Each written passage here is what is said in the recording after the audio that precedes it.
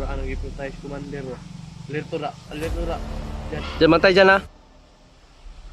Dini ka sulod rin bay.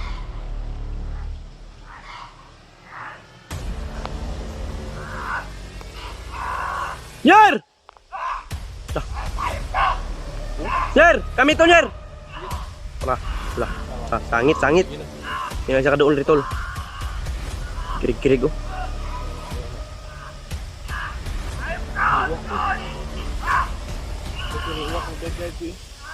Sige. Ayan, what's up mga tol? Isang mapagpalang araw po sa inyo lahat, no? Ito po mga tol, update po tayo ngayon mga tol kasi wala sila pinuno dito mga tol. May lakad sila mga tol. Ayun. Yan ko lang dito. Tapos ngayon, tinawagan ko si Kuya Mikoy na pupuntahin dito. Kasi wala akong kasama dito. Kahapon ay nakita ako na pamilyar rin na mukha mga tol. So, siguro si yung nasa YouTube ni si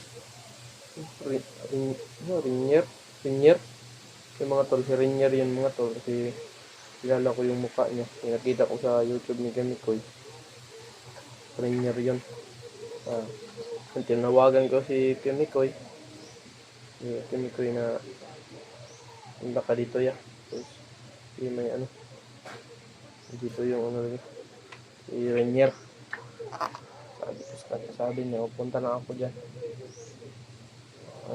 Nandun sila si Jan at si Mikoy nagpahinga muna. Ako nandito lang yung pinabidyo ni Kamikoy.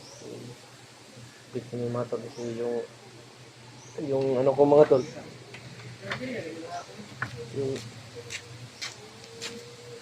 Parang mo kumba. Parang ganyan mga hindi ba? Ang mga sudan ra pamilya mo eh. Iyan bitaw ka niya ng sudan diha oh.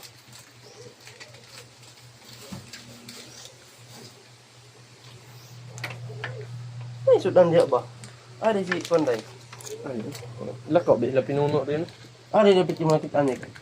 Do si tabok-tabok ra ng kalubinan eh.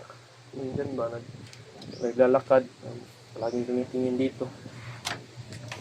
Yan tol,